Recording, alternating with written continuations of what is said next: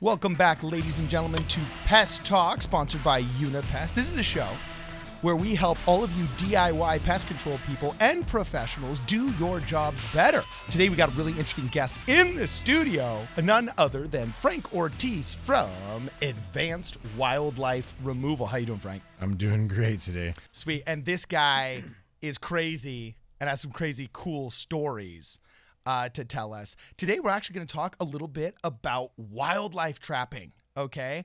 Half of the calls that I get, I swear, are people that are freaked out about things outside of the scope of structural pest control, which is what I started in. We deal only with bugs and with rodents and animals that have infested the structure.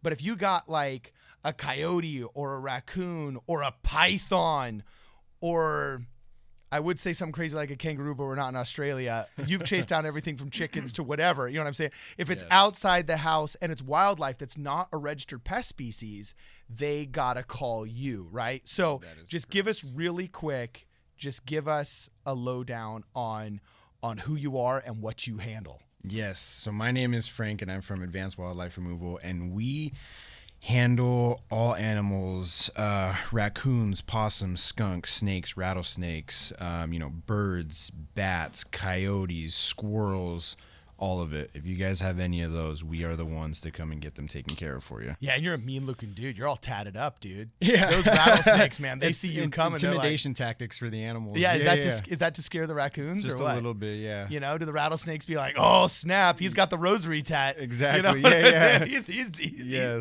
He's coming to get us. He's about it. All right, okay, so you actually remove the wildlife. Yes. Oh, my gosh, I would be mortified. Yeah. I got to know right off the bat, what's the scariest, craziest thing that you've ever removed? Oh, man, I think most of the time it's the raccoons because they're the most intense animal out of all of them. It has to be the raccoons. You know, I've always said that too. People all the time ask me, they say, okay, what scares you? Yeah. And I'll do raccoons out of attics sometimes. Right. And I always tell them, well, the diseases scare me. The diseases you can pick up from animals, that's probably the scariest thing that we have to deal with in our profession. Yeah. But freaking raccoons. Yes. If it's a dude raccoon, no big deal. They're kind of just like, they're like Bill and Ted's Excellent Adventure. Like, oh, dude, there's like drama, so I'm out of here. Dude. Right, yeah. But those female raccoons, man. Yeah. They're psycho. With the babies.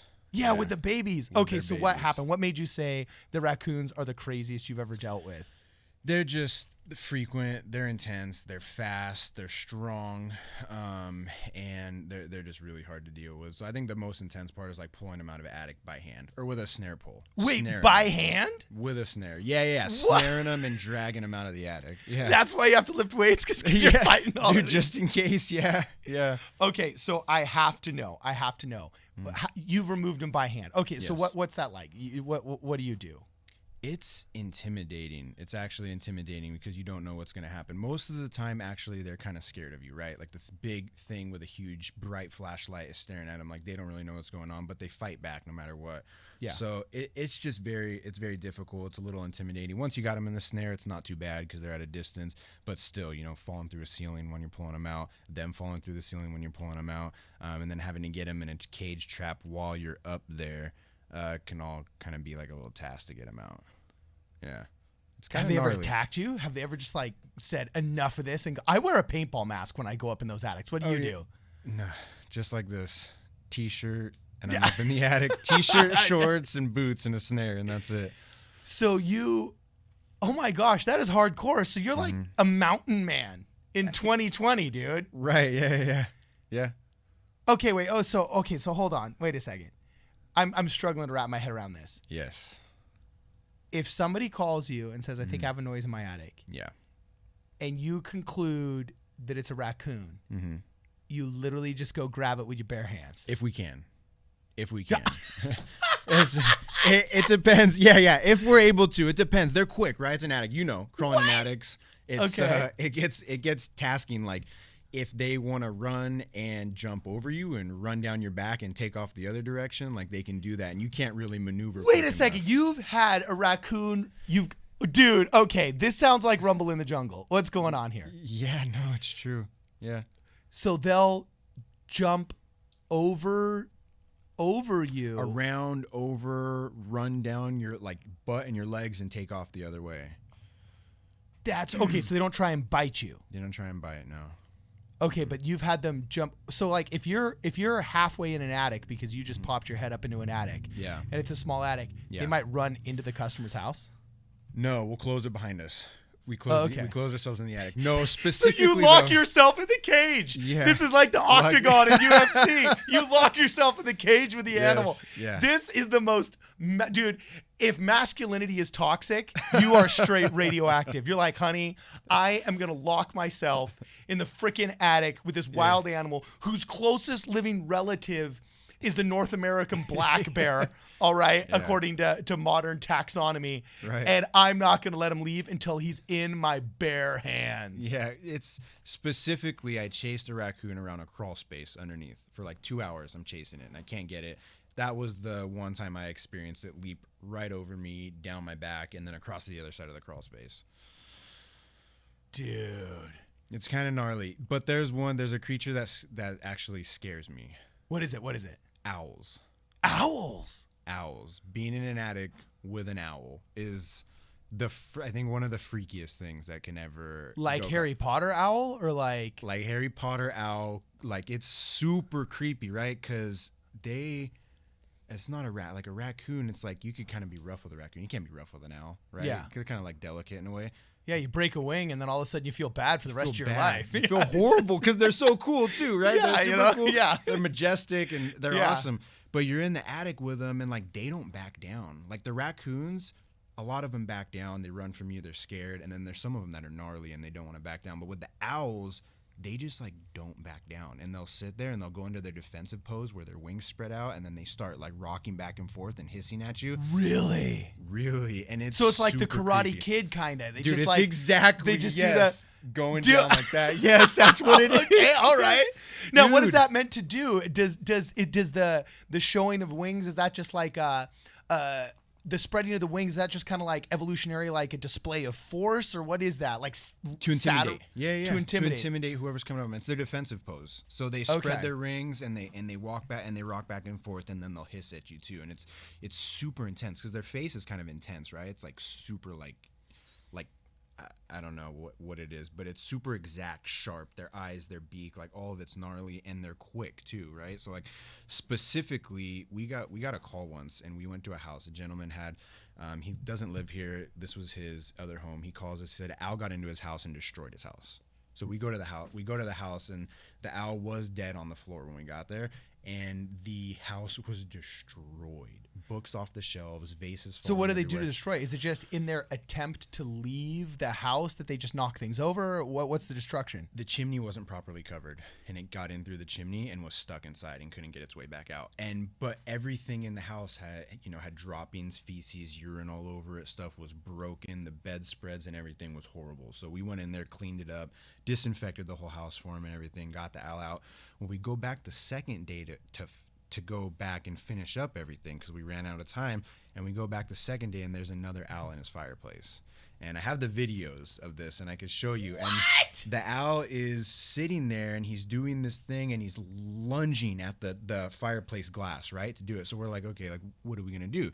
So my wife, Pam, who you know, she's gnarly. Okay. She's with me doing this. And so we open the fireplace and we just put a sheet around the owl and grab it by hand and pull it outside, and we got to let it go. But it's super gnarly, like how quick they lunge and their talons at the same time at you is pretty intense. Yeah, their talons, those are sharp, dude. They'll pick up a Sharp. freaking full-size rabbit in the middle of the night or something. Take off with it, yeah. Can't they like cut you to the bone or something? Yeah, very easily. So yeah, so we grabbed it, we wrapped it in a sheet, and then we took it outside and we let it go and watched it fly off, and then obviously closed up the chimney top for him afterwards. Okay, so I gotta know. I watch a lot of gosh, he did an interview with Joe Rogan, and now I'm blanking on his name, so I obviously don't watch him too much. Forrest Galante. Okay. There, are you familiar with Forrest Galante? I know the name, but not too much. Yeah, he's a big biologist guy. He'll like swim with sharks, and he'll say, "Oh, don't worry, if you rub their nose, they won't bite you." And just Right, like right, weird, right. great, like a freaking great white Yeah. comes up to him. He's like, "Oh, just rub its nose." Yeah. You know what I'm saying? Yeah. So anyway, I know guys like him that do shark diving will dive with chain mail outfits and Right. protective equipment like that. when you're going up against an owl, do you just suit up like you're Antifa in the riots or what? I've never put on any protective equipment dealing with animals. Did I just make you confess to some kind of like municipal violation? Or no, I don't know. Maybe we're supposed to. Yeah, we'll edit that one out, right? So we'll edit that one out. But wow, get out of town. That is crazy. So you're more so an owl. Is an owl literally the most intimidating thing you deal with? That's the most intimidating thing I've dealt with. Yeah. I think more than a raccoon. I think more than a raccoon because of the fact the raccoon's like an everyday situation at this point with us, and the owls are like more, few and far in between what we do. So when you do approach them, it's kind of intense. Okay, so I have to ask you. Yeah. Can you do raccoon removal yourself, or is this just something where we shouldn't even recommend people try it? They can do trapping. I would never recommend anyone try to grab a raccoon out of their attic by hand by any means. No, not even. No. Not even the snare pole on Amazon or something, huh? No Amazon snare poles, no nets. Just call someone to do it. Okay, so what is the trick to trapping though? Because let's just say some of our listeners, we deal in Santa Clarita, all the time, with raccoons. Granada Hills, North LA County, the whole 9 yards, has tons of raccoon activity. Yep. So what is truth, what is fact, and what is fiction? Is it the marshmallows? Are the marshmallows the best thing to put in the traps? They might work, but no. Yeah, the raccoons like shiny stuff, right? So because I never catch, I'm sorry to interrupt you, but I never catch what I mean to catch with what the internet says is the best bait. When I use the marshmallows, I got the skunk. Right. When I was going for the skunk and I used the tuna, I got the raccoon. Right. You know what I'm saying? Like, I'm never getting what I want to catch. No, I always tell people to stay off the internet. It's just like when you feel sick and you start looking up your symptoms, and by the time you're done researching it, like you're about to die in a week. Yeah. It's the same thing with researching like the raccoons and what to do and what they carry and all that stuff. But the trick is you have to buy a good cage for raccoons. Possums, skunks, all the other ones, Home Depot, Lowe's cages are great. For raccoons, they're not. They'll bust out of them. They're intense. Like, we have a 4x6 tarp that we use to cover skunks when we catch them. Yeah. And the raccoons will pull the entire tarp through like a 1x1 inch square into their trap, like if it's within range. And I don't even know if I could necessarily do that. That's crazy. That's like how much force they exert over it. Yeah. So good trap, good strong trap. We use fish as the best thing, and to wrap it in some mesh and tie it down to the back so they can't just reach over the trigger pedal and pull it out. Wow, that's crazy. Okay, so that thing's called the trigger pedal. Yeah. All right, inside of the trap. Yep. And you say fish is the best. They like fish. Whenever we get a trap-shy raccoon that doesn't want to go into the traps, we use a piece of salmon. I literally will let it sit in the back of my truck while I drive around all day, get a little extra smelly, wrap it in some mesh, and zip tie it to the back of the trap.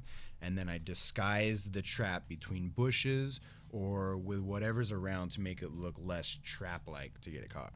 Yeah, because that is a good question here. We always hear the terminology trap shy, and I got to be honest with you. Yep. Dude, my failure rate of trapping raccoons, because we just usually do the exclusion. Yeah.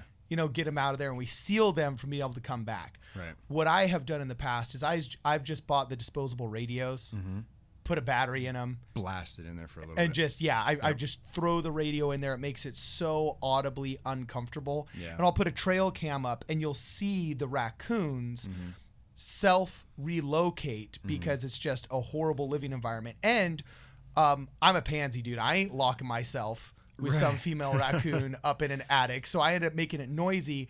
And fortunately, most science shows that just like human females will nest and will prepare themselves for childbirth, that female raccoons actually prepare themselves for the birth of their young as well by preparing alternate nesting sites that they just kind of automatically know they have. Yep. So if all of a sudden there's this big noisy radio that they just can't get rid of because I've glued it to a paver stone or something. Right. And it's just making their principal living environment just completely uncomfortable. They'll actually grab their young, kind of like a cat grabs their young by the nape of the neck and relocates them.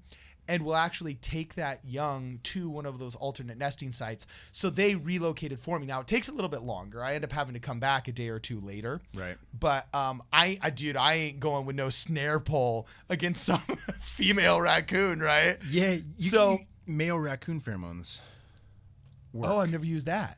Because the males when there's a female with her pups, right? The male finds them, he's gonna kill all of them, right? And it's a dominance thing. He's gonna kill all the babies. And we've gone into attics and there's a male in there with blood and guts all over his face, or a baby raccoon. What? I swear, yeah. We Wow, have the that pictures is of just savage, dude. Savage. So what he's doing is he's killing off her baby to force her back into heat, so she can have his pups. So it's an ultimate dominance thing, right?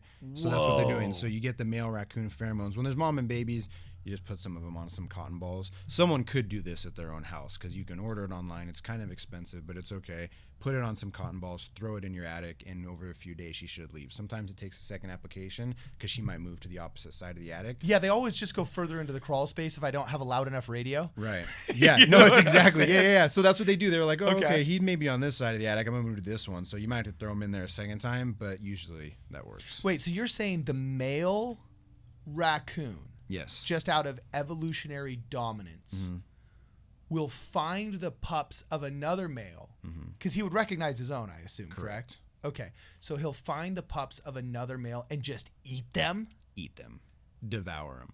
Dude, that is so crazy. You know a movie director, Werner Herzog? No. Okay, so, well, he's the guy that did A Gear, The Wrath of God. It was a big movie in the 70s. Werner Herzog, you'll see his face. He's even on The Mandalorian. Okay. He's like the bad emperor guy in The Mandalorian that has like whatever the metal the Mandalorian guy's suits was made out of. Anyway. Right. He's considered one of the top 10 directors of all time. I know who he is. All right, yeah.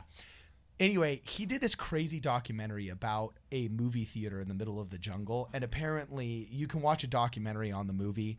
It was just this disaster of a production where he wanted a movie theater that was in the middle of the jungle. So he had the staff build a theater in the middle of this jungle. They had to like bring 2x4s with machetes, slashing their way through the jungle so that Werner Herzog could say, okay, we're going to do this. And it took like a year. Right. So like the whole staff was in South America in this jungle getting malaria or something like that. Yeah. It was just the worst, most insane production driven by the psychosis of a director who wanted it his way. The worst story that I've ever heard, right?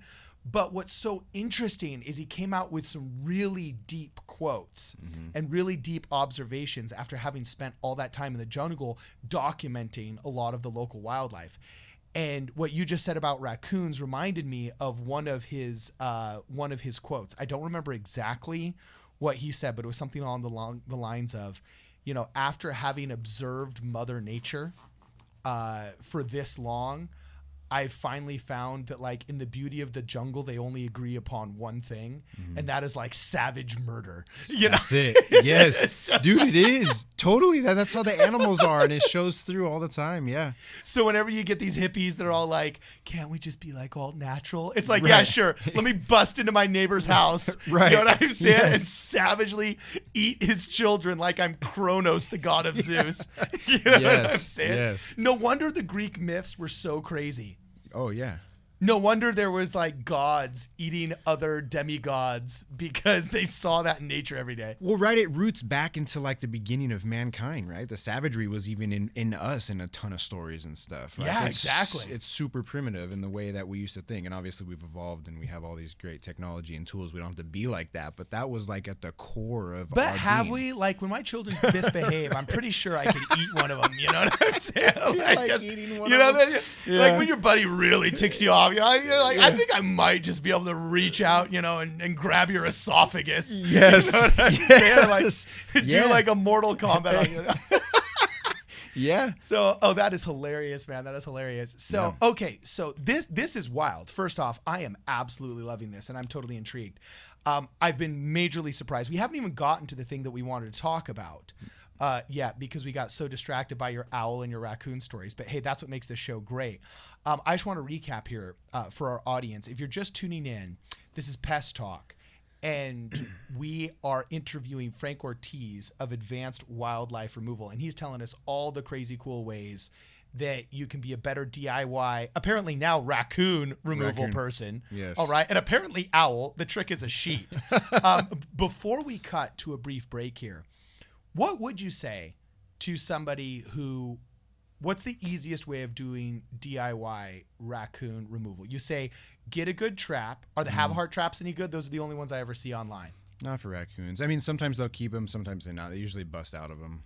They bust out of them. They'll break them. Yeah. Dude, how do they bust out of them? Just by plain the door is like a tin, right? It's like a thin tin, and it'll work with some of them. But if you get like an intense raccoon, like a really intense raccoon, he's gonna break right out of it.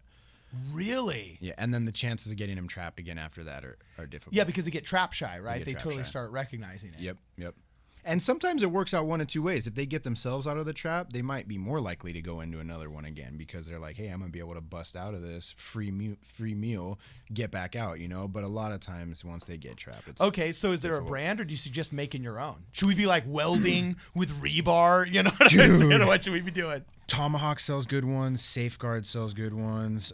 We used to get ours from their Williams cage traps, and they'd be from Volker's Trapping Supplies. And you get them shipped from the East Coast. They're super strong. I mean, you can stand on the trap. Really? It's so strong. Yeah. So those are good. Yeah. Wildlife Control Supplies has a ton of different traps you can use, and the majority of them will be great. Okay, and as we always say, disclaimer, check with your local municipality to see what the licensing requirements are and so on and so forth. Here in California, you actually have to have a wildlife removal license, right? You need a trapping license unless you can prove depredation. So if they're causing damage to your house, your property, or anything like that, a person is allowed to trap them. But the laws are you have to trap it, and you either have to euthanize it or you have to let it go on the spot. There's no relocation in California. So if they're trapping it for destroying their landscaping, they're still going to have to call a professional to come pick it up and take care of it out and dispose of it afterwards. Okay, so you have to euthanize it? By law.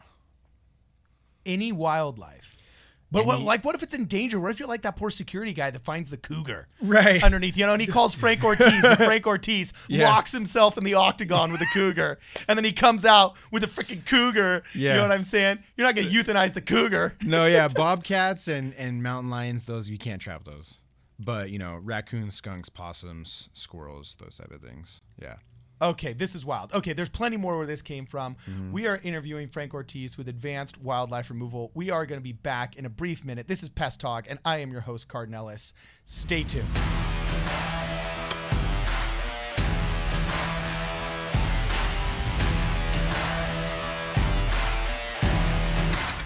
Welcome back, ladies and gentlemen, to Pest Talk. I am your host, Cardon Ellis, and today we are joined in the studio with Frank Ortiz of Advanced Wildlife Removal. We just got done talking about him barehanded catching raccoons in attics, and apparently owls are the scariest thing he goes up against, which that actually caught me off guard.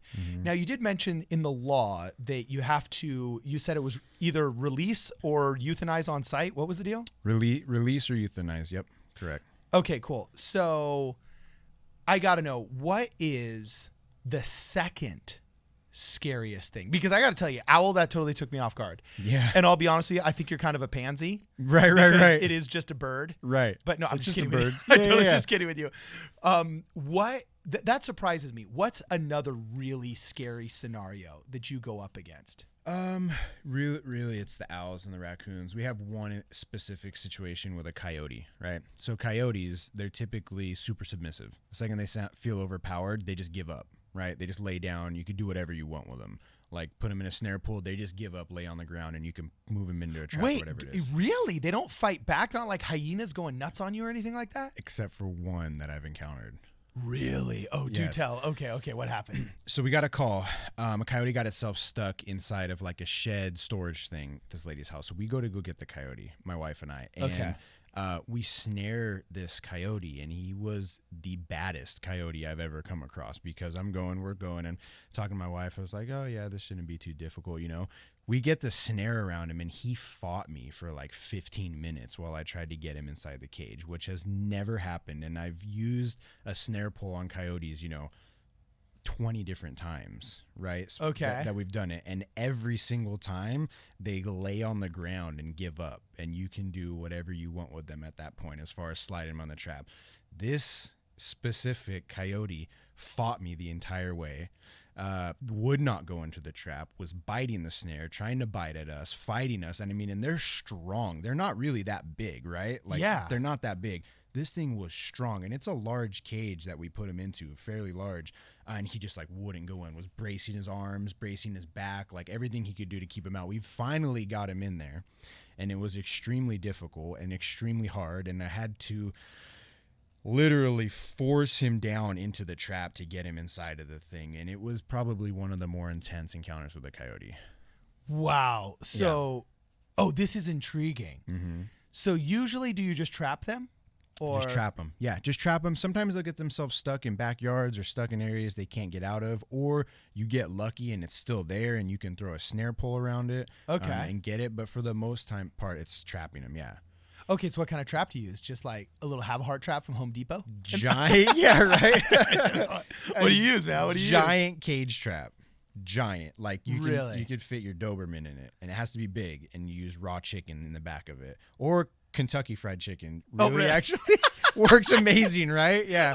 I think we've caught more off of deep fried chicken than I have anything else, actually. Wait, so you're catching coyotes with the Colonel, with Kentucky Fried Chicken? Yeah, the Colonel catches the coyotes. Oh my gosh. What aspect of Kentucky Fried Chicken is it? Is it just the excessive oil from the frying? What is it? I think because it smells, right? So they've got so accustomed to living around us, right? Like they are around us, our food, our trash, our smells, and the cooked chicken here in California puts off such a strong smell that they're used to that they're more drawn to it. I believe. This is what I believe. Ooh. And what has worked more than raw chicken ever has. Really? So you'd think they'd be attracted more to the raw chicken because in nature they're probably used to raw chicken more. Right. But wow, speaking of chickens, okay, I'm sorry, this is the worst segue ever, and we're talking about cool coyotes. We're gonna have to come back to it. Right. But this is some serious pest control ADD kicking in Right, here. right.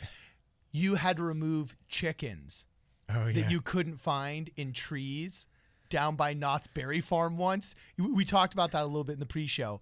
You have got to reiterate for our audience that story. That is pretty nuts. And then tell us how people can catch, what was it, wild turkeys, wild chickens? What is it? Chickens, yeah. So my wife and I go, and we got hired to go remove a ton of chickens. So we go during the day. There's a lot of chickens at this place. Yeah.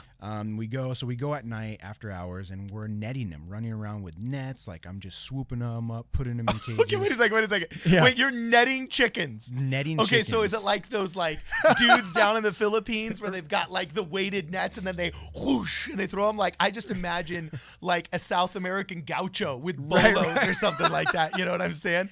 So wait, how do you straight up net a chicken, bro? Dude, I used an oversized fishing net with an extension pole on it so I can reach at them where they had to go to.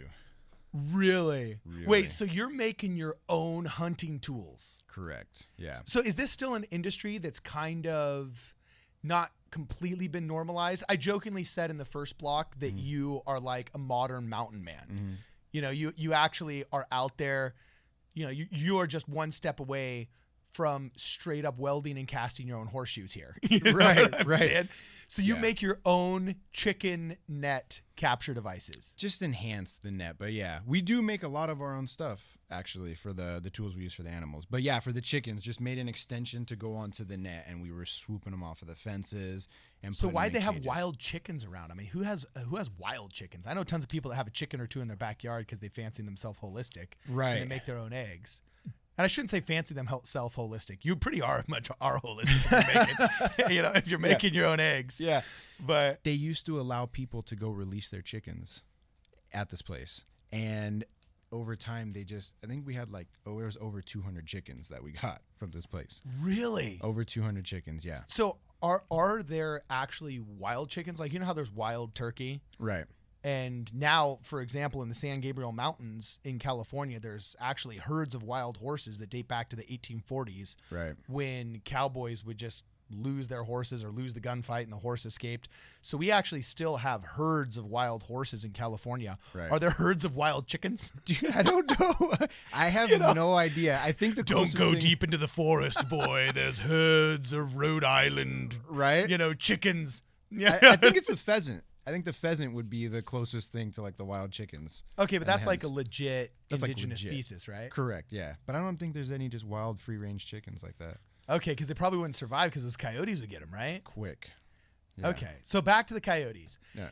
The second craziest job you ever did was actually a coyote removal. Yeah. And you, interestingly enough, say that with a full-size coyote trap, a professional trap, it's better to use Kentucky Fried Chicken than the raw chicken breast that you find is oftentimes recommended online and so on and so forth. Right. Yeah. Wow, that is intriguing. Then what do you do with the coyote? Is it the same old, you have to euthanize on the spot? But don't you get like paid by Fish and Wildlife for every coyote you kill? Don't you get like $15? Because I hear that like if you timestamp a picture of a coyote that you were able to pick off, right? Don't you get actually some check? I know you used to, but I haven't. I mean, we might have some checks coming into us pretty soon. Then we go back and find this out. Because I know guys that go hunting coyotes, right? And apparently there's like a payoff from the government because they cause so much damage and they proliferate like crazy. I mean, they'll walk straight down suburbia here. You'll be hiking. They don't even care about us anymore. Yeah, they're just literally like the county pet. That's it. Yeah, they just look at us like, "What's up, dude? How's it going?" You know, just taking my afternoon stroll real fast. And they're not nocturnal or day and night. They could do both. Wow, this is crazy. For any of you guys that are just tuning in, this is Pest Talk. A show where we talk DIY and professional pest control. We help you guys do your jobs better. And we're in the studio right now. I'm your host, Cardon Ellis, in the studio, but we're with Frank Ortiz, the proprietor of Advanced Wildlife Removal. And he has thus far, if I'm going to recap, he has said the scariest animal he's most scared of is not a coyote nor a raccoon, but an owl. Second is the raccoon, and he locks himself in attics to get them out barehanded. Okay. The third you mentioned was this coyote who is usually docile and not. What's the call you get most? Yeah, the most is raccoons, skunks, possums. Oh, dude, skunks. Yeah. Okay, I'm sorry. It's skunks and possums. Okay, I don't know how we are gonna cram this in to the last 20 minutes that we got. Not even 20 minutes, the last 8 minutes that we got. All right. Let's do it. But how on earth, what is the secret sauce with skunks? How do you get rid of skunks and trap skunks? Because, I mean, I also have heard these apocryphal stories, and tell me if this is true.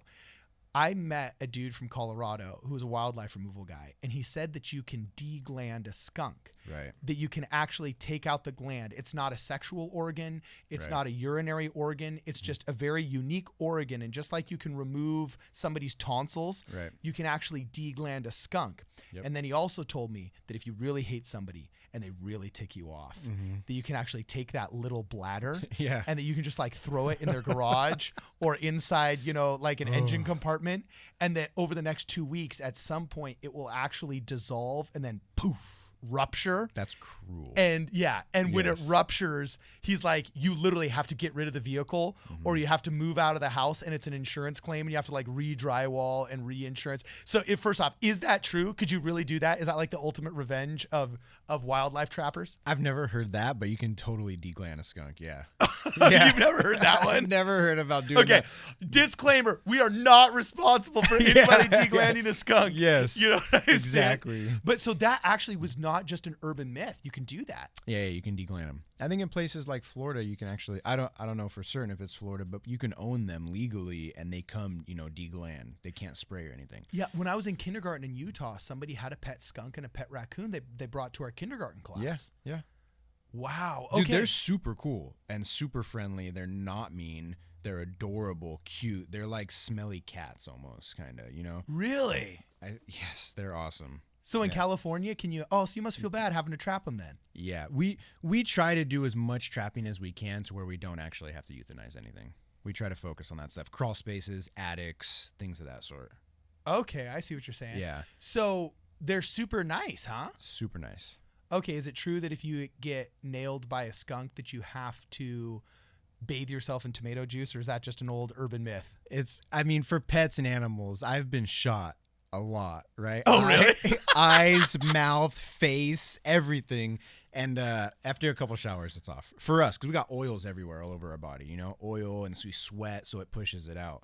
The animals don't sweat, so it's just stuck on them, and that's why. Oh, so the tomato juice thing. Okay, so I have to go apologize for my son for dunking him in a bathtub of potato juice. Not potato juice, of tomato juice, you're saying. Oh, man. Yeah. So it's just because animals don't sweat or excrete oil through their skin because they generally have fur Right. or have hair Mm-hmm. that you don't. Okay, so is tomato juice? That's my experience, at least, and Okay. my own rationalization on it is because every time I get sprayed, I shower once or twice, and then you can't smell it. Maybe super faint, if you smell the part of your arm that got shot. But my wife doesn't kick me out of the house when I get shot and shower, so it's okay. Really? Well, good thing not in your Right. profession, Yeah. man. Yeah. Oh, but she's going out there with you, though. She's hardcore. Dude, she gets the rattlesnakes. She gets the coyotes. She's held the coyotes down with a snare pole while I get on top of them and put them into a trap. Like all of Get it. out. And she's like this 5 foot, 100-pound girl who's just like catching rattlesnakes and stuff, right? Coyotes. Yeah. Dude. Yes. Yeah. This is incredible. I can't believe it. Okay, so skunks. Yeah. What's the way to catch and successfully remove a skunk? What do you do? Depends the situation, but trapping, if you could find their burrow or the hole that they're coming out through and you have a trap, just build a funnel that'll go over the trap and over the hole that they're coming in and out from, whether it's a crawl space vent in a house or it's like a burrow they dug under the sidewalk. If you can cover the opening to the trap and that up, it's like a guaranteed catch. Oh, so you kind of literally just channel them into the trap. And Yep. they're just docile enough that they don't mess around with They it. just go in, yeah. And they don't spray until you go to pick them up. And then at that point, get a tarp, a 4x6 tarp, hold it in front of you. And no lie, talk to them like they're your baby when you approach them. Approach them very slow. Okay. Drape the tarp over them slow, and probably like 90% of the time they won't spray. If you're coming at them quick and you're just throwing the tarp on there, they're going to unleash all fury repetitively, and then the smell's going to be there. If it's outside, at least a few hours, but yeah. Okay, so what do you say to a skunk as you're approaching it to talk to it like it's your baby? Hey, buddy. Hey, buddy, it's okay. I'm not going to hurt you. We're just going to go. Come on, let's go. Whoa, It's all get out of right. town. And then he won't spray you. And they don't spray.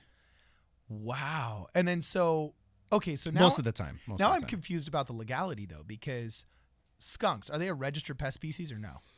I don't think it's a pest species, no. Yeah, I was about to say, I don't think they're a registered pest species. Mm-mm. So in some places, it's illegal to release a registered pest species, Mhm. but that's actually counted as wildlife. So do you usually Wildlife. just like take them to the park and unleash them in the park, or what do you do? It depends, yeah. It depends what the customer wants to do, too, because we have Because in some places, releasing a skunk is a crime. it's a crime. Yeah. Yeah. So you have, for all of the animals, skunks, possums, raccoons, you have 300 feet exactly. Is 300 feet to where you could take it, right? I believe, if I remember correctly, but basically on the spot, and regardless, right? So we can get him out of those spots, close up the holes, and then let him go. And basically what's going to happen if you let it go on the spot, it's going to find somewhere else to go to, probably most likely a neighbor's house. And then you get another gig, right? So it is in your best interest to release them 300 feet away, right?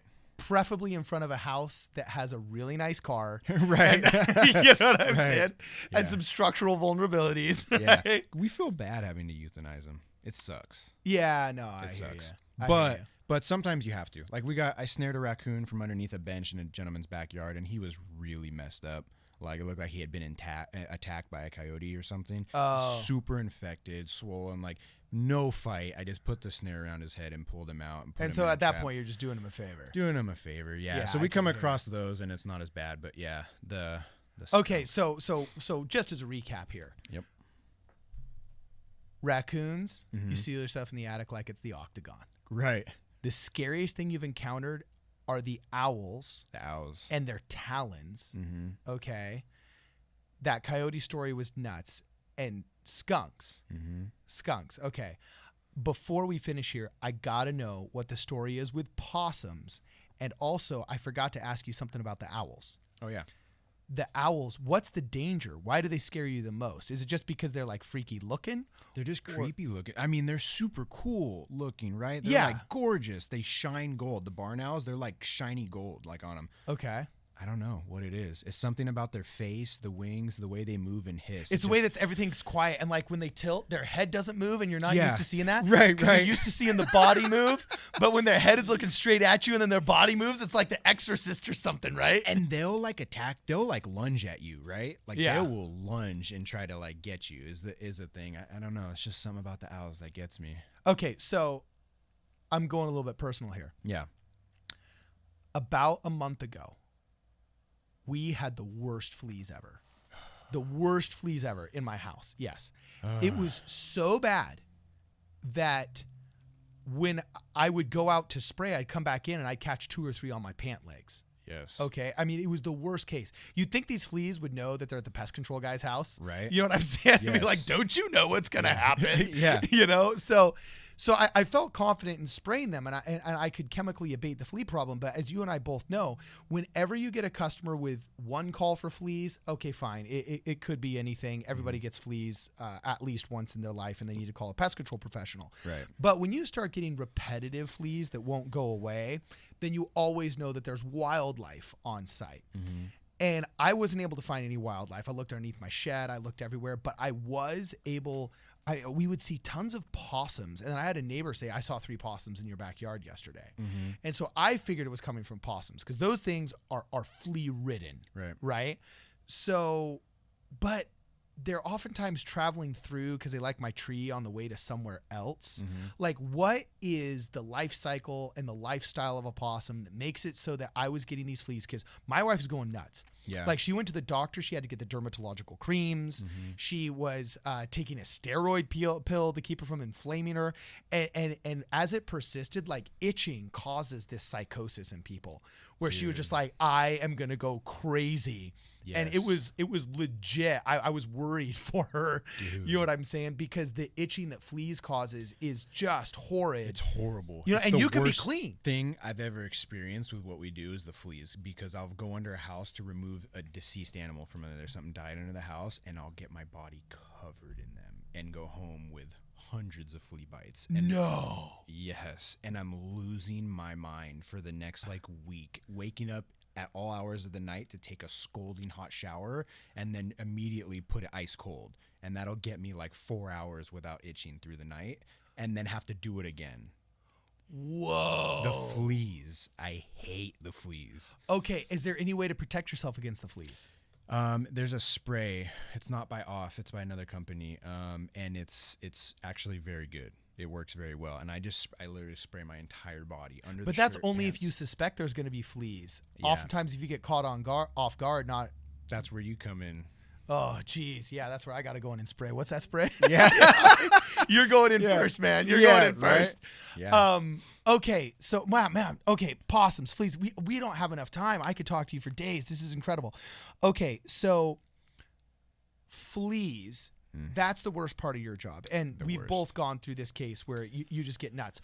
Yeah. You've mentioned a couple of quick tips that I want to go over. You say taking a super hot bath and then cranking it to cold gives you a lot of relief? Tons of relief. And I found it in 2 a.m. psychosis with these flea bites.